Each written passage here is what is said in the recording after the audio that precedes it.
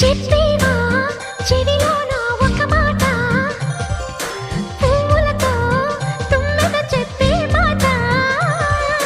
నీ చిరునవ్వు సాక్షిగా తాజ్ మహల్ నాదట, నీ పెదవంచు సాక్షిగా షాజహాను నేనట. నీ తీయని ప్రేమకి నా పెదవే నజరానా, నీ పైటకి నేనిక బానిసనే నెరజాడా. అనంతాల ఆత్మ నీవై చేరుకున్న వేళలో కోకలు కట్టిన కోయిలా కమ్మని కౌగిలియవే.